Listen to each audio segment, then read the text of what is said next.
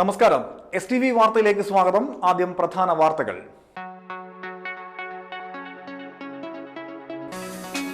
നടൻ കലാഭവൻ മണിയുടെ മരണത്തിൽ ദുരൂഹത വർദ്ധിപ്പിച്ച് കേന്ദ്ര ലാബിന്റെ പരിശോധനാ റിപ്പോർട്ട് പുറത്തുവന്നു. ദേശീയപാത 17 45 മീറ്റർ വീതിയിൽ വികസിപ്പിക്കുമെന്ന മുഖ്യമന്ത്രി പിണറായി വിജയന്റെ പ്രസ്താവനയ്ക്കെതിരെ ആക്ഷൻ കൗൺസിൽ രംഗത്ത്. കൊടുങ്ങല്ലൂർ നഗരത്തിലെ ഹോട്ടലുകളിൽ ആരോഗ്യ വിഭാഗം നടത്തിയ റെയ്ഡിൽ പഴകിയ ഭക്ഷണങ്ങൾ പിടിച്ചെടുത്തു. വിശദമായ വാർത്തകളിലേക്ക്. ചലച്ചിത്ര നടൻ കലാഭവൻ മണിയുടെ മരണത്തിൽ ദുരൂഹത വർദ്ധിപ്പിച്ച് കേന്ദ്ര ലാബിന്റെ പരിശോധനാ റിപ്പോർട്ട് പുറത്തുവന്നു. കേന്ദ്ര ലാബിൽ നടത്തിയ രാസപരിശോധനയിൽ മരണകാരണമാകാവുന്ന അളവിൽ മെഥനോൾ കണ്ടെത്തിയെന്ന് റിപ്പോർട്ടിൽ പറയുന്നു. 45 മില്ലിഗ്രാം മെഥനോളാണ് കണ്ടെത്തിയത്. കൊച്ചി കാക്കനാട്ടെ ലാബിൽ കണ്ടെത്തിയതിലും അധികമാണിത്. അമിതമായി ബിയർ കഴിച്ചതുകൊണ്ടാകാം മെഥനോളിന്റെ അംശം ശരീരത്തിൽ കണ്ടെത്തുവാൻ കാരണമായെന്നായിരുന്നു പോലീസിന്റെ പ്രാഥമിക നിഗമനം. ഹൈദരാബാദിലെ കേന്ദ്ര ലാബ് പരിശോധനാ ഫലം ലഭ്യമായതോടെ മണിയുടേത് സ്വാഭാവിക മരണമാകാനുള്ള സാധ്യത കുറവാണെന്ന് കേന്ദ്ര മെഡിക്കൽ സംഘം വിലയിരുത്തി. കലാഭവൻ മണിയുടെ ദുരൂഹ മരണം സംബന്ധിച്ച് CBI അന്വേഷണത്തിന് കാത്തു നിൽക്കുന്നതിനിടെയാണ് കേന്ദ്ര ലാബ് പരിശോധനാ ഫലം പുറത്തുവന്നത്. ചാലക്കുടിയിലെ വീടിനടുത്തുള്ള പാഡി ഹൌസിൽ അബോധാവസ്ഥയിൽ കണ്ടെത്തിയ മണി കഴിഞ്ഞ മാർച്ച് 6-നാണ് കൊച്ചിയിലെ സ്വകാര്യ ആശുപത്രിയിൽ ചികിത്സയിലിരിക്കെ മരിച്ചത്.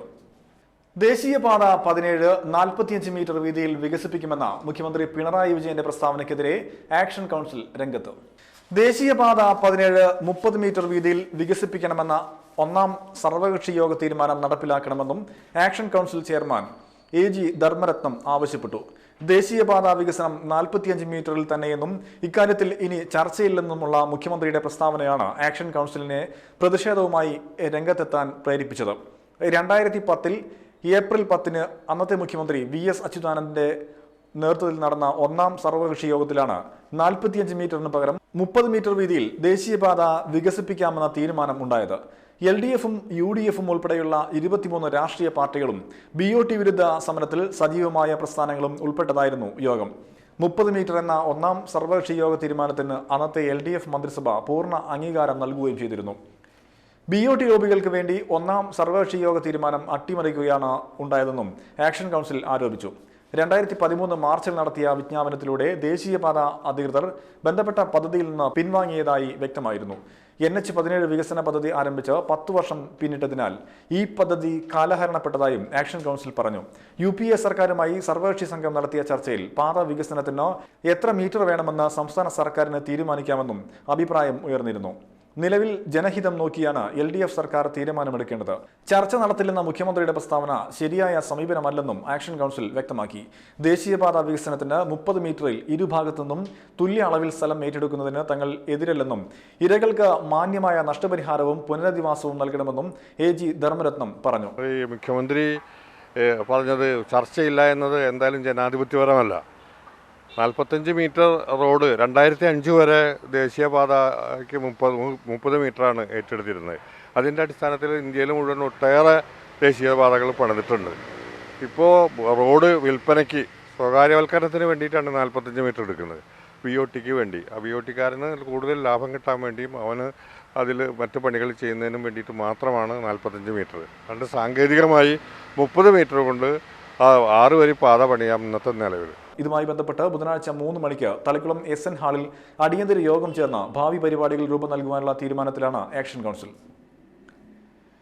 കൊടുങ്ങല്ലൂർ നഗരത്തിലെ ഹോട്ടലുകളിൽ ആരോഗ്യവകുപ്പ് നടത്തിയ റെയ്ഡിൽ പഴകിയ ഭക്ഷണ സാധനങ്ങൾ പിടിച്ചെടുത്തു. 2 സ്റ്റാർ ഹോട്ടൽ ഉൾപ്പെടെ നഗരത്തിലെ പ്രധാന ഹോട്ടലുകളിൽ നിന്നാണ് ഉപയോഗശൂന്യമായ ഭക്ഷണ വസ്തുക്കൾ പിടികൂടിയത്.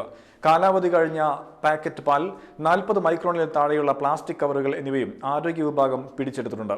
നഗരസഭ health supervisor CJ Jayalakshmi, health inspector Abdul Karim, junior health ഇൻസ്പെക്ടർമാരായ ജെയിംസ്, ഗായത്രി, അഭീഷ്, ദീപ എന്നിവരും റെയ്ഡിന് നേതൃത്വം നൽകി.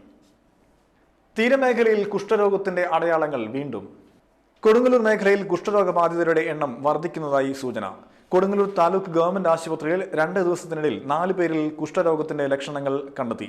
ഇവരിൽ 3 പേർ കുട്ടികളാണ്, ഒരാൾ അന്യസംസ്ഥാനക്കാരനും. ഇതിനു പുറമെ രോഗനിർണയത്തിനായി 3 പേർക്ക് ത്വക്ക് മുറിച്ചുള്ള വിദഗ്ധ പരിശോധനയും നിർദ്ദേശിച്ചിട്ടുണ്ട്. കൊടുങ്ങല്ലൂർ താലൂക്ക് ആശുപത്രിയിൽ ത്വക്കുരോഗ വിദഗ്ധൻ ഉള്ളതുകൊണ്ടാണ് ഇവിടെ രോഗനിർണയം സാധ്യമാകുന്നത്. ഈ സാഹചര്യത്തിൽ മറ്റ് ചികിത്സാ കേന്ദ്രങ്ങളിൽ അറിയാതെ പോകുന്ന രോഗബാധിതർ ഉണ്ടാകുമെന്നാണ് സൂചന. കണക്കുകളുടെ അടിസ്ഥാനത്തിൽ കുഷ്ഠരോഗം നിർമ്മാർജ്ജനത്തിന് തൊട്ടരികിലെത്തി എന്ന നിഗമനത്തിൽ ദേശീയ പരിപാടിയായ കുഷ്ഠരോഗ നിർമ്മാർജ്ജന പദ്ധതി പരിപാടിയായി നിർത്തിവരികയാണ്. തൃശൂർ ജില്ലയിൽ ഈ മേഖലയിൽ പ്രവർത്തിക്കുന്ന ഉദ്യോഗസ്ഥരുടെ എണ്ണം വെറും 13 മാത്രമാണ്. 100-ൽ താഴെ ഉദ്യോഗസ്ഥർ മാത്രമേ സംസ്ഥാന തലത്തിൽ പ്രവർത്തിക്കുന്നുള്ളൂ. പാരാമെഡിക്കൽ സ്റ്റാഫുകൾക്ക് കുഷ്ഠരോഗ പരിശോധനയിൽ പരിശീലനം നൽകുന്നുണ്ടെങ്കിലും മറ്റു നിരവധി പ്രവർത്തനങ്ങളുടെ ചുമതല ഉള്ളതിനാൽ ഇവർക്ക് ഇതിലേക്ക് മാത്രമായി ശ്രദ്ധ കേന്ദ്രീകരിക്കുവാൻ കഴിയുന്നില്ല. 3 ദിവസങ്ങളിലായി നടത്തുന്ന ക്ലീൻ തൃപ്പയാർ ശുചീകരണ പരിപാടിയുടെ ഭാഗമായി 3-ാം ദിവസം തൃപ്പയാർ ക്ഷേത്ര പരിസരം ശുചീകരിച്ചു. ജനപ്രതിനിധികൾ, Triprayar merchants association, NES college, സന്നദ്ധ പ്രവർത്തകർ എന്നിവരുടെ സംയുക്താഭിമുഖ്യത്തിലാണ് ശുചീകരണം നടത്തുന്നത്. തൃപ്പയാർ ക്ഷേത്ര പരിസരത്ത് നടത്തിയ ശുചീകരണം NES college principal Lalitha Unni ഉദ്ഘാടനം ചെയ്തു. നാട്ടിക ഗ്രാമപഞ്ചായത്ത് പ്രസിഡന്റ് P. വിനു, വാർഡംഗങ്ങളായ PM Siddique, NK Udayakumar, Bindu Pradeep, Sasi master, NES college അധ്യാപകർ, വിദ്യാർത്ഥികൾ തുടങ്ങിയവരും ശുചീകരണ പരിപാടിയിൽ പങ്കെടുത്തു. ഇടവേള.